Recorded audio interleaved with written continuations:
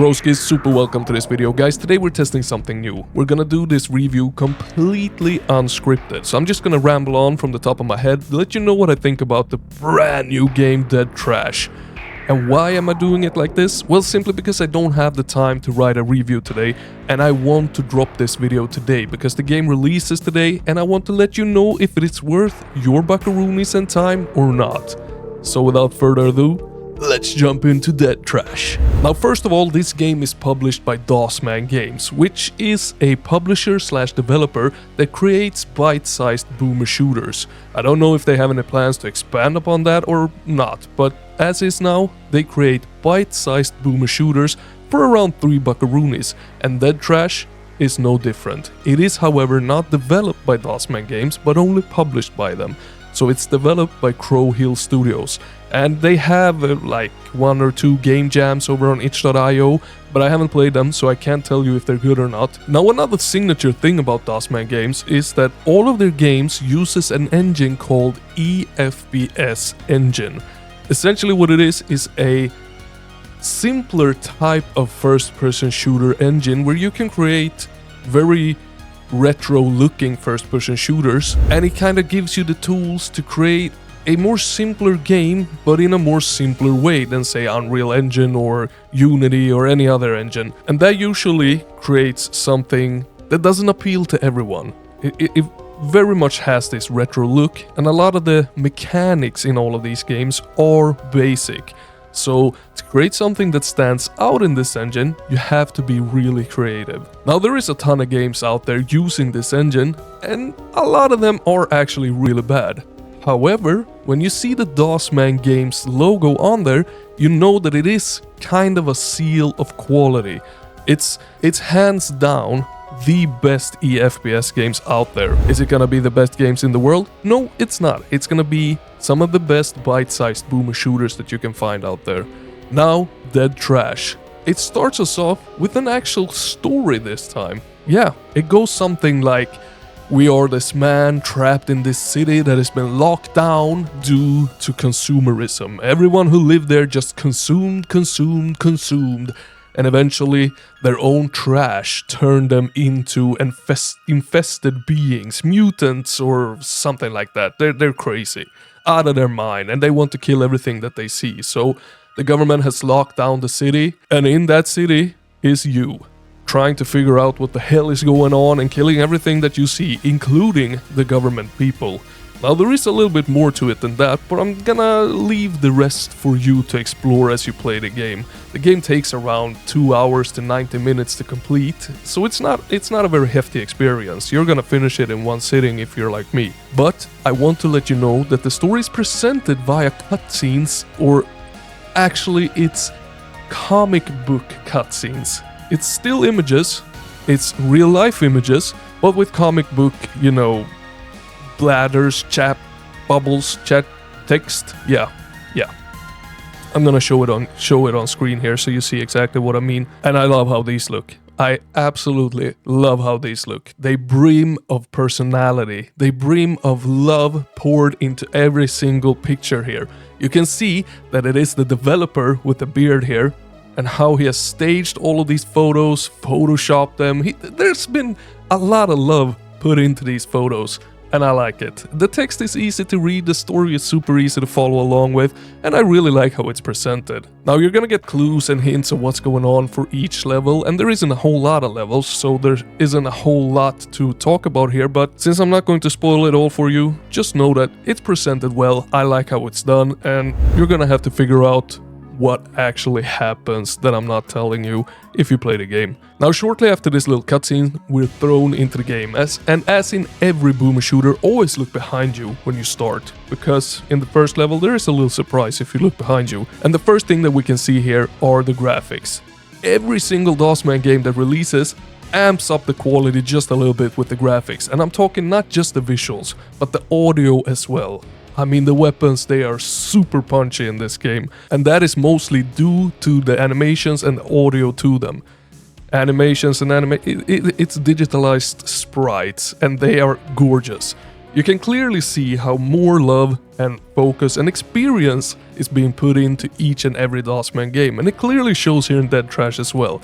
The weapons, they feel great to fire, they sound great to fire, although the audio mixing is a wee bit wacky. The guns, they are so much louder than anything else in the game, almost blowing my freaking headphones into smithereens. So Crow Hill Studios, be prepared to send me a new pair of headphones, man. And the engine, it doesn't let you fiddle around very much with either the graphics nor the audio settings, so the mixing is a bit bad here. The guns could either have been lowered or the rest of the game could have been amped up quite a lot. Nonetheless, the weapons are fun. They're not gonna blow your mind in any way. It doesn't have any out-of-this-world sci-fi weapons or fantasy weapons or anything like that. They're all based on real-life weapons, but they do the job. They don't necessarily all serve a different purpose, and you're not really required to switch up the weapons unless you're not liking the one that you're shooting with. But for a simpler bite-sized boomer shooter like this, the weapons, they do the job. They feel punchy, they're fun to use, and they're satisfying. The only thing that I'm really missing here when it comes to the weapons and enemy hit feedback is actual headshots. I would really like to have like a bolt action rifle and pop some heads in this game.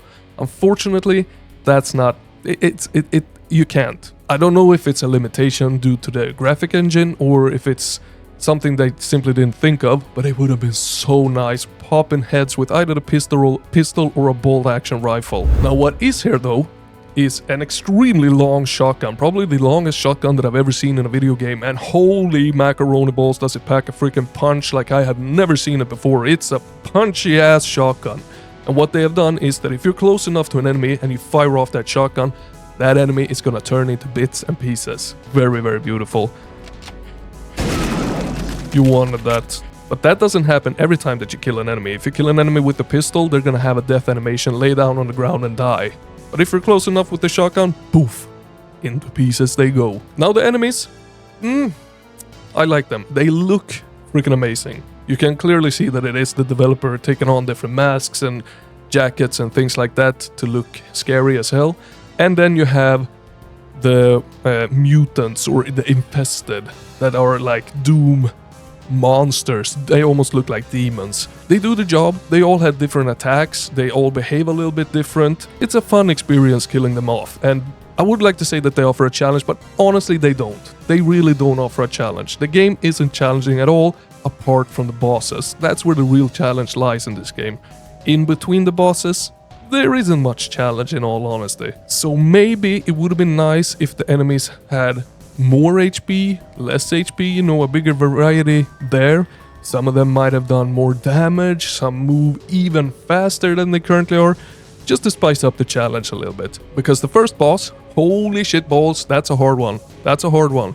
And then you come to the second boss, that's easy peasy lemon squeezy. You can even cheese it, and it's super easy to cheese that mothercracker.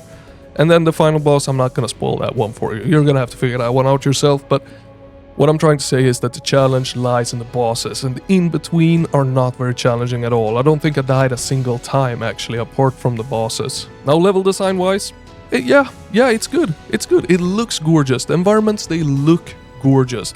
There isn't a whole lot of environmental differences, but what is here looks fantastic, and it's fun.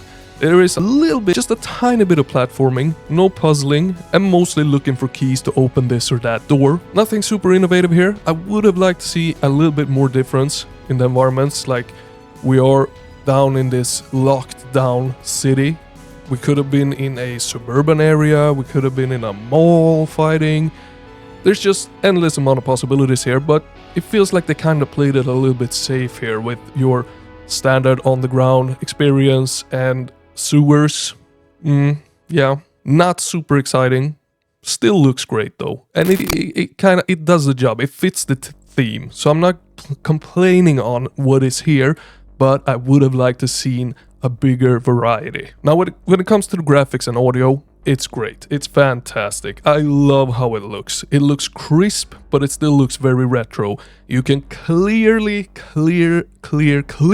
as day see the personality, love and attention that has gone into creating this. You can feel the developer when playing this game, and that is one of the aspects that I really love about this indie boomer shooters, where you can sense the personality of the developer that has created this game, when you can feel the work that has gone down into creating it. It's a feeling that you can't really explain. You have to feel it when playing the game yourself. But I want to touch a little bit more on the audio because it's actually really great. Apart from the mixing of the weapons being too loud, the music is so freaking good. Really good. It's created by Brazen Skull, an amazing broski by the way. And this is the first game where he has created the soundtrack for the whole game, and he's done a fantastic job. The audio, the music, it brims of Ashes 2063, you know, the Doom mod that everyone loves. The music is very much in line with that, and it's done great. It's a vibe throughout the game. So overall, my broskis, there are a few things that I would have liked seen different in the game, but overall for $3 being a bite-sized experience that you can enjoy over a weekend, yeah, it's a no-brainer. It's an absolute no-brainer. You should get this one, especially if you like retro shooters, the more simplistic kind. It's not gonna tingle your brain too much, it's just pure fun and atmosphere. And I really do hope that this video helped you out just a little bit at least. I know it was completely unscripted, I tried my best here, I'm not the best without a script, but it is what it is. And if you want more first-person shooter content, if you want to know more about obscure and well-known first-person shooters, hit that like and subscribe, and join the Discord link down in the description. It's a fantastic place that you do not want to miss out on. And most of all, remember that Papa Slim loves ya. Over and out.